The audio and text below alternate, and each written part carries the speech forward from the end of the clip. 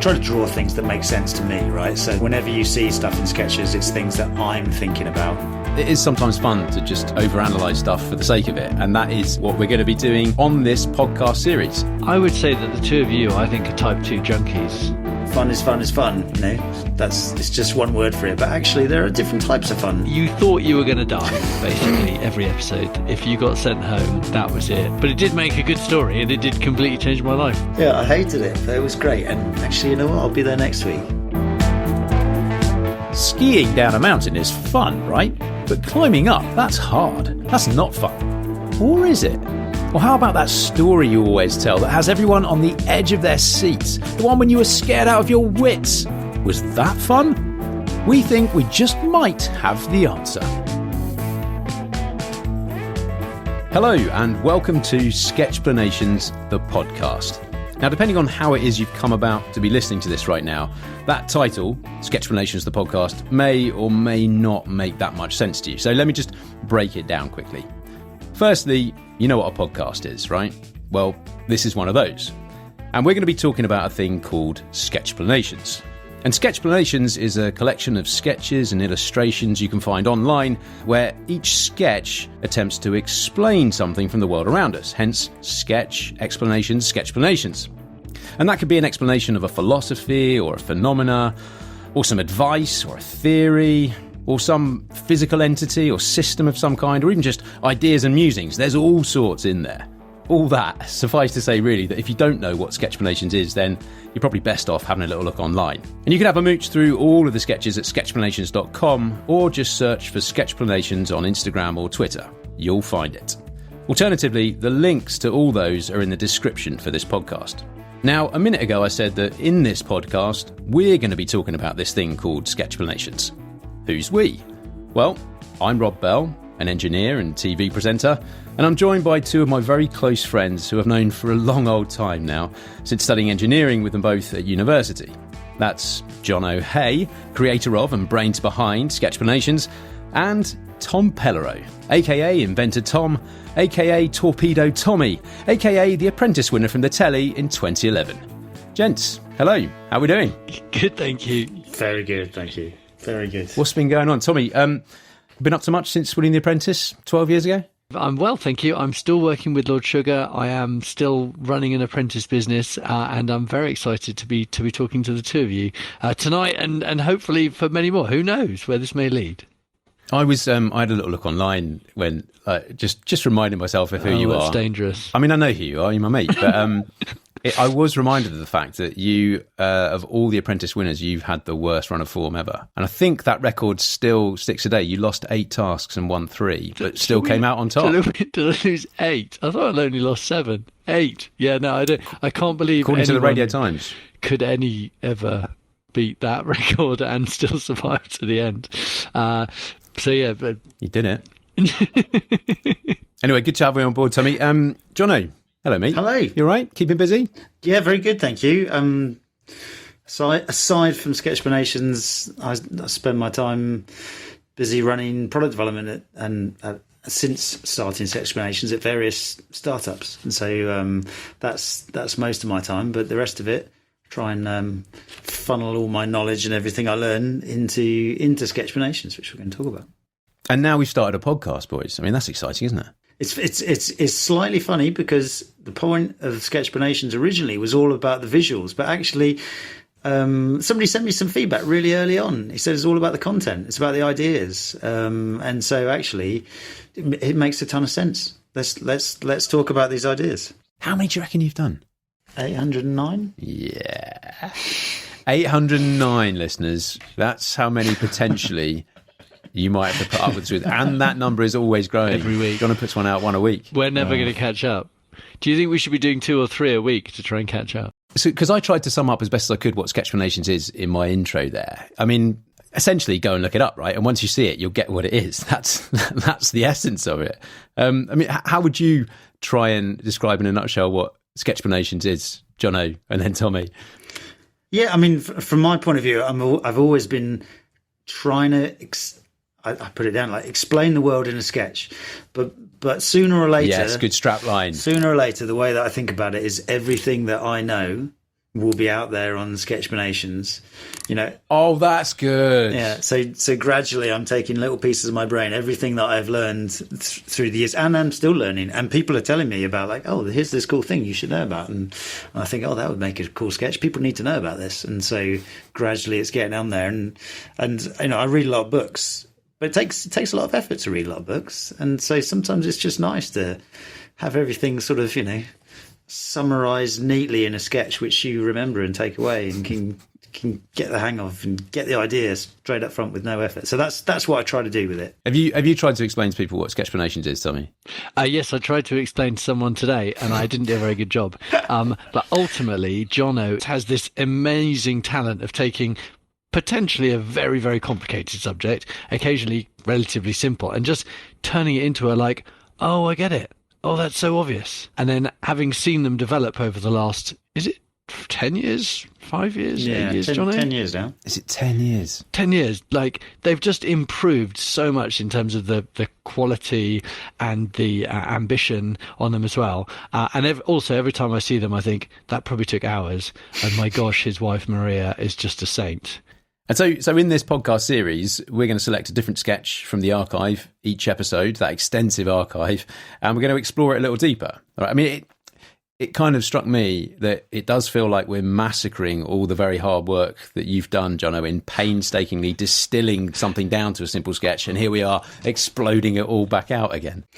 Yeah, but I think it's about the medium, right? And it's about the format and how you can get the message across, how you can absorb these ideas. So podcasts are a brilliant way to introduce ideas. I mean, I listen to podcasts all the time, and sometimes they're just the right way to learn something small, short and sweet, which can affect your life and you can start to apply it. And sometimes a sketch is the way to do it. So I think it's brilliant. I'm really happy to be talking about it. It's true. And I have been affected by so many of them, which is why I was so keen to start this podcast. And John, it's brilliant that you're here because, you create these things. And Tommy, I mean, you're a curious man. And in that, I mean that you're interested in the world around you as well as, the obvious sense, the other sense. I'm a curious man. But I know that you also love to look at the world around you as well and try and analyse it and just take bits out and try and, I guess, kind of package things nicely.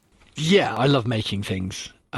Making solutions, making products, making fun, making a difference. There's a lot of, I think potentially, actually, I'd be really interested to know what our favourite podcasts are. Can I just roll back a sec? What was that was that a prepared strapline you had, Tommy? It was amazing. I love making things. What was it? What did you finish with? Oh, you've got me now. We could record it and play it back. I love making things. Making products. Making things, making products, making a difference.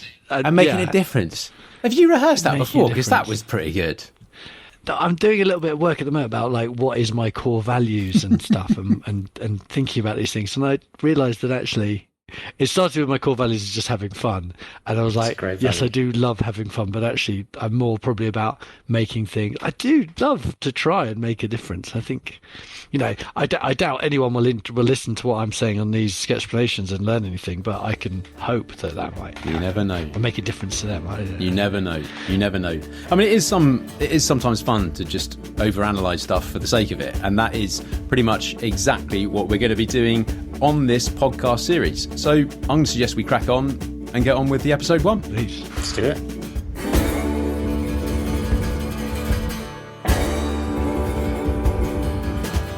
This episode, we're going to be looking at the concept of something called the fun scale, and that, as described in the Sketchplanation, not all outdoor fun is created equal. Now, if you've not already had a look at it, the artwork or the picture for this episode on your screen on your device should be the fun scale, the Sketchplanation of the fun scale. Alternatively, you can find it online or on social media through the links in the description for the episode. Right, the fun scale. Jono, you did it. What's all this about? Yeah, I did it. The fun scale. The fun scale is good. I really like it. As soon as I learned about it, which I learned about from my brother, who'd just been hiking up a volcano, and he learned about it from his guide on the volcano, and it really makes sense in this context when you hear about it. So, the fun scale. So, I always thought that fun is fun. It's just one word for it, but actually there are different types of fun, and I think it does make a lot of sense. So. Essentially, there are 3 types, is what it says in the fun scale. So type 1 fun are things that are both fun to do when you're doing them and also fun to remember when you look back on them. Lovely. Type 1. Yeah. So that might be things like eating ice cream or going skiing, having a lovely day out in the sunshine. And then you've got type 2 fun. And type 2 fun is a little bit different, where actually, instead of it being fun to do, actually it might hurt a bit to do. But it is fun in retrospect when you think back to it. It's fun to remember. So a classic thing that might be type 2 fun would be running a marathon, or maybe climbing a mountain. So not taking the ski lift up, but climbing the mountain up. So type 2 fun hurts a bit to do, but it's very fun in retrospect. And then you have type 3 fun, which is the opposite of both of those. So it's actually not that fun in the moment. And it's not that fun when you think back to it and you run it back through in your memory bank. But, and this is the thing about type 3 fun, it does make a great story. So that's essentially the fun scale. So you got for type 1, things that are fun to do when you're doing them and when they're fun to remember, all the way to type 3, which are not fun when you're doing them and actually not fun when you remember them. But they do make a great story. Tommy, Yes. do you agree? Is this a phenomenon that you've experienced? Do you think you'd be able to categorise your fun into those three? Yes, and a huge amount of my 1, 2, 3 I've had with the two of you. And I've got to say, Jono, was there you mentioned your brother, but was there someone in particular you were thinking about when you were doing? Do you think about people when you're doing these sketches? Well, I mean, as much as possible, I try to draw things that make sense to me, right? So there's definitely a bit of, whenever you see stuff in sketches, it's things that I'm thinking about. And I think back to my experiences as to whether it makes sense. But yeah, like you say, I shared a fair few of these kinds of experiences with both of you chaps, in fact. Well, okay. Well, let's look at that. Type 1. Type 1 experiences you've had, boys. Go on. So much of skiing is type 1. Water skiing. I had an amazing half term last November, water skiing in Greece, and it was just, when you're mono skiing and you're right out, and I had that bit at the end where there's the pontoon you've got to get back to, and I managed to go really, really wide and hold and then let go, and then basically got to the pontoon, and the people on the pontoon are like, trying to get away with my bow wave. Stunning type 1s. You're so middle class, aren't you, Tommy? Skiing and water skiing. I mean, we all are, let's face it. I mean, we love that.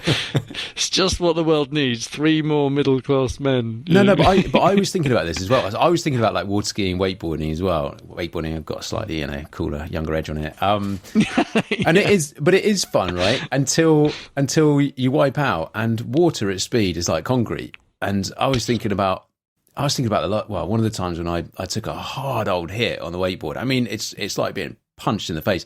I was dizzy and had a headache for days. I mean, it almost went into type 3 for me, that one. You were like type 1, bam, type 3. It was amazing at the time, but, I mean, bang, in an instant. It's all change. Yeah, could definitely see that. My type 1 would probably be... funnily enough, playing the piano, and then I don't know, something like snorkeling, where snorkeling is just glorious to think about it and to do it. Isn't it? It's just nice. Oh, that's good.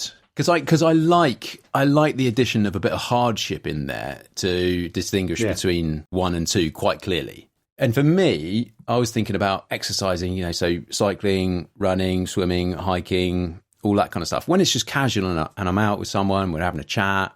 That's very much type 1. That's lovely.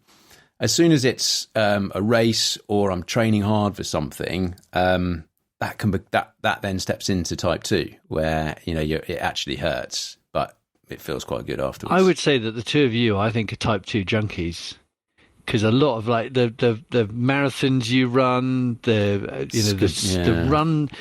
swim runs. Swim run. How far are those swim runs you've been recently doing? Mile. Too far. Type 2 junkies, I think, both of you. I do think, and I put it in the sketch, that I think type 2 is the most fulfilling in the long run. The ones where it's the ones where you build a bit of character along the way. Yeah, in some ways, junkie is not how I describe it, but I do keep signing up for them, so maybe that means I am. Yeah, you do. Yeah. You're addicted to it. So I've got an indifferent view on type 2 about watching England play any sport. Oh, this is good. Yeah, go on to me.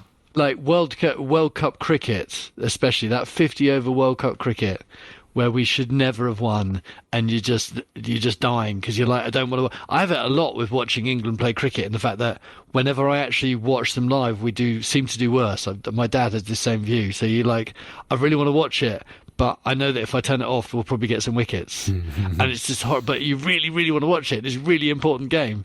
So that 50 over final when Stokes got all those, when he got those runs and it hit the back of his bat. Like, you imagine being there for that. It just must have been so horrible, but obviously amazing. Yeah, so tough at the time. I did think about watching sport as potentially type 2 fun.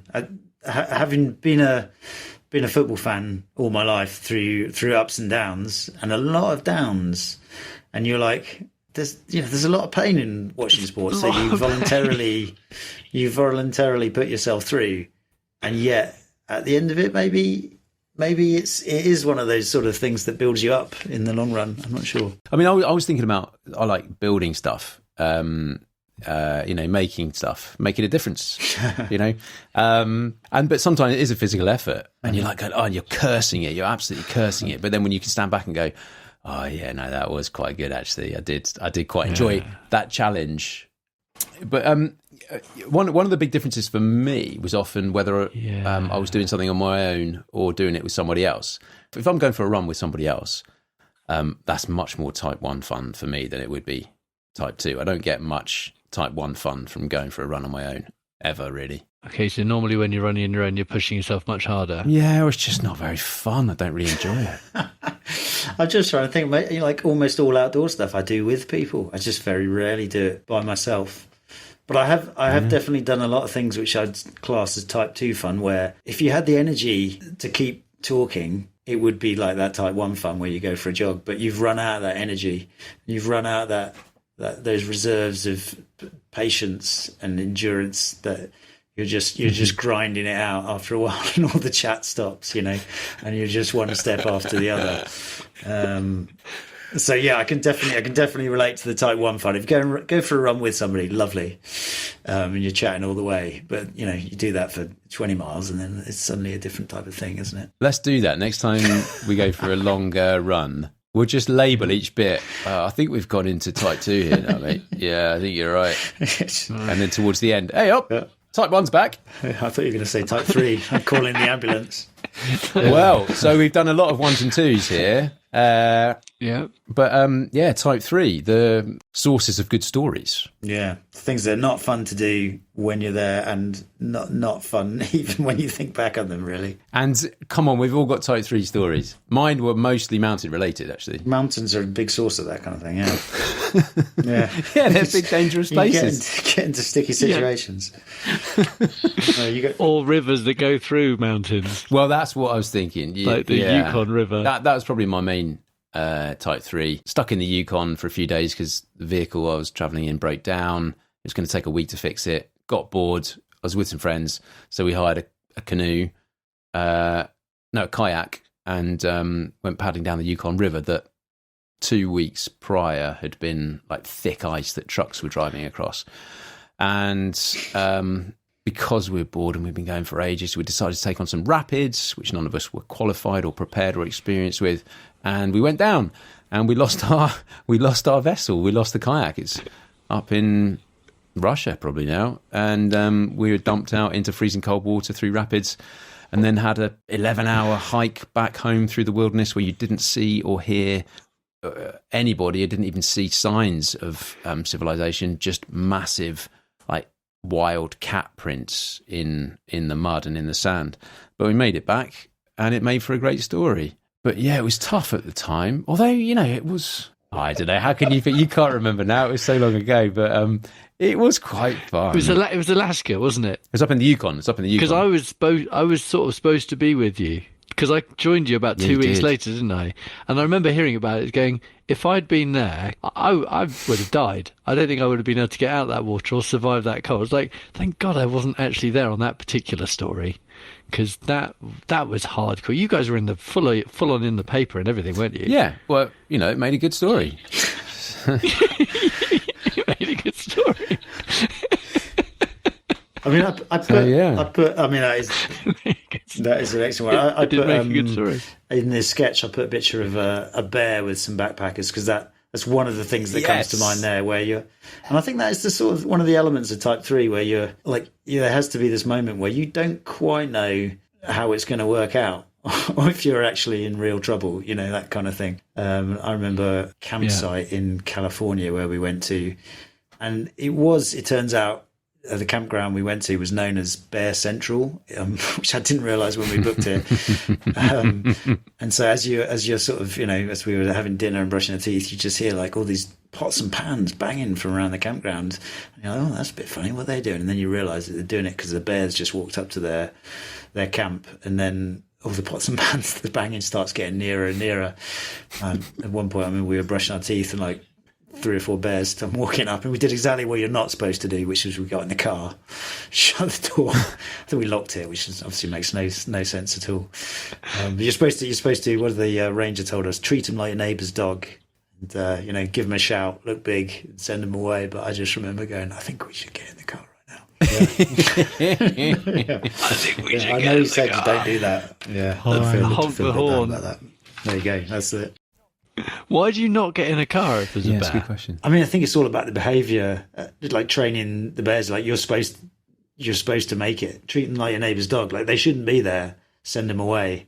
I remember a similar thing in South Africa with baboons, which, on the whole, like at first glance, seem like pretty cool creatures. But when there's a baboon which is bigger than you and much more agile and faster than you coming up to your camp and trying to take your stuff, you might decide to get in the car as well. Yeah.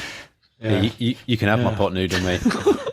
Yes, and the windscreen wiper, whatever you like. Just leave us, not the face. Not the face.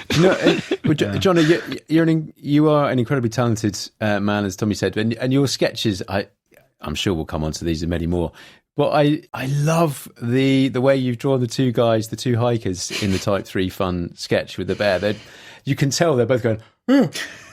They don't even have faces. But you just to the way that you've drawn them and the stance that they've got, you can tell that it's not a good time for them. It's very good. It's very subtle. It looks like a story in the making. Yeah, that's the idea. Well, I was probably thinking back to that time when I was like, they'd really like to get in a car right now. I remember a time when, again, we were walking in the Pacific Northwest in the US, in Olympic National Park, and we're walking down this trail, and it was in the afternoon, starting to get dark, and we met a hiker, and they said, oh, there's a mountain lion on the trail up ahead, a few miles up. And we're like, oh, that's awesome.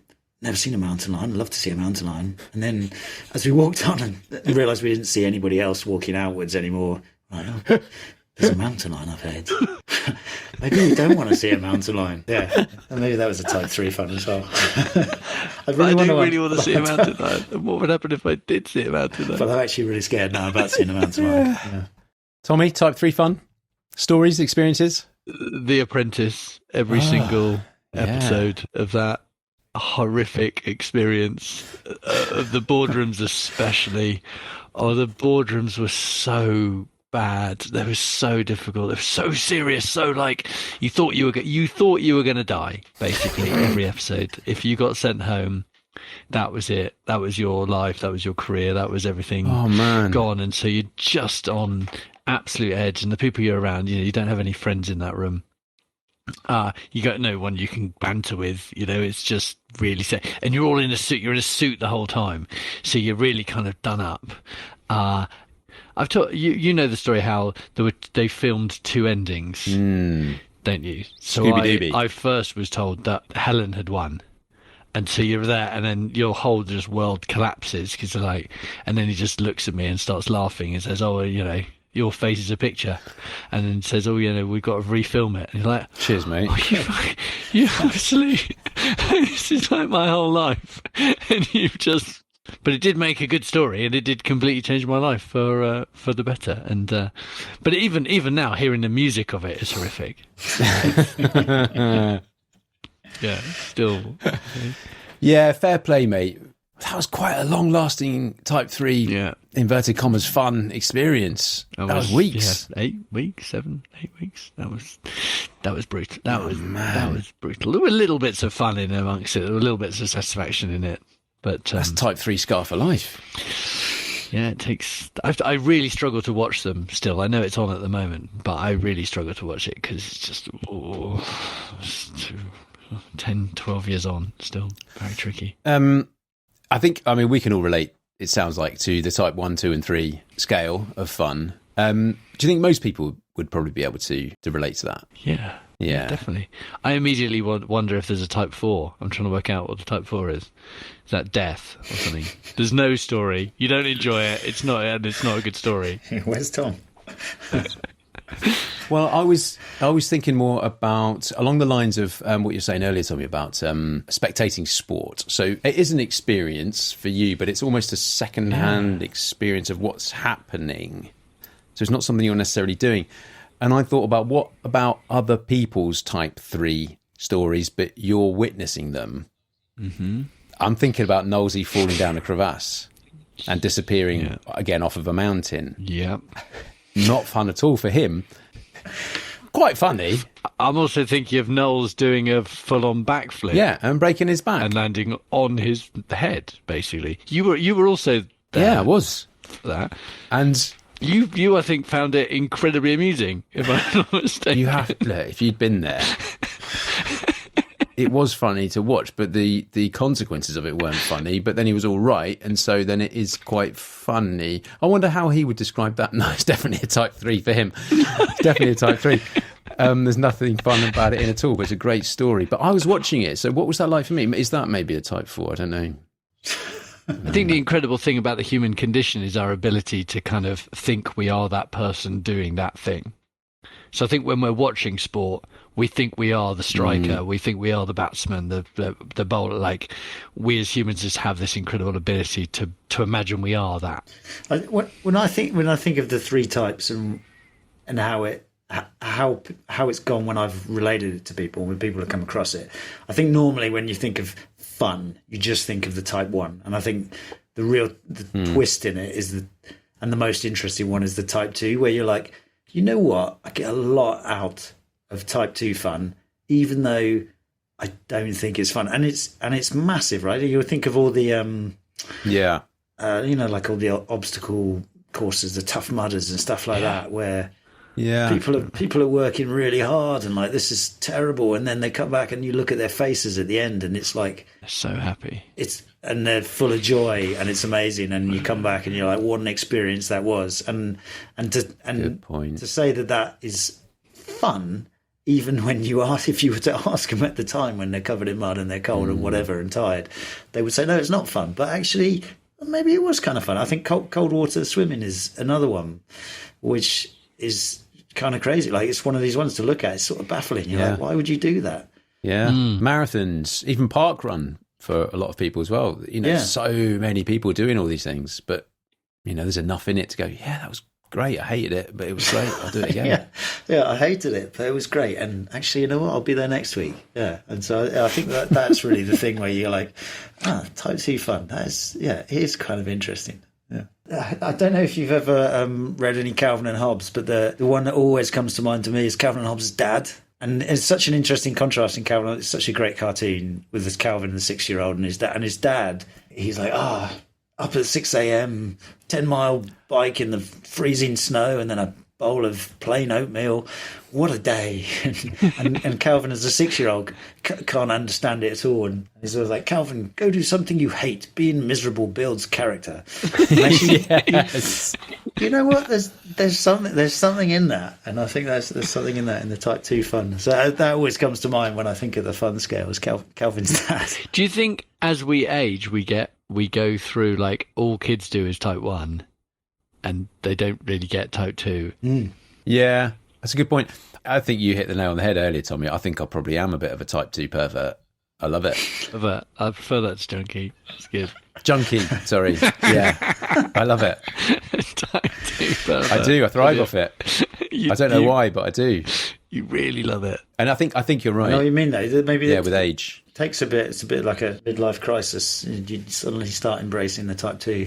But keeping hold of those type 3s as well. You know, anything that kind of reaches the heights of type 3 is lodged in there forever, and you will tell that story over and over again, and it probably gets better and better every time you tell it. And you feel like you enjoy it more the more you tell it, I think.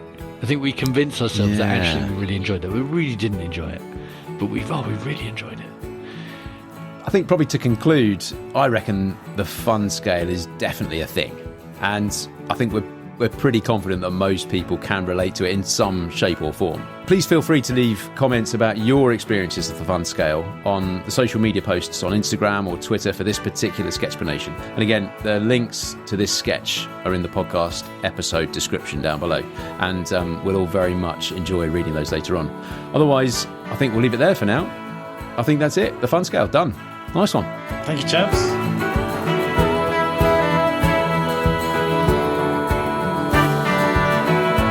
Well, thank you all very much for listening. If you've got right through to the end, well done.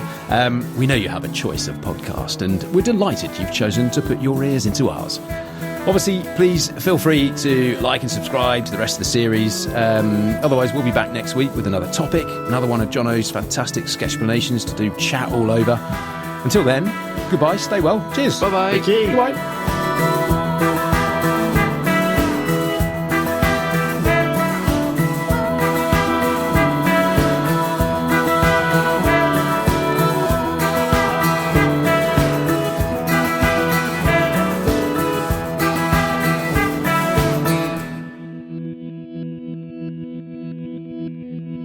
All music on this podcast is sourced from the very talented Frank Cinelli, and you can find loads more tracks at frankcinelli.com.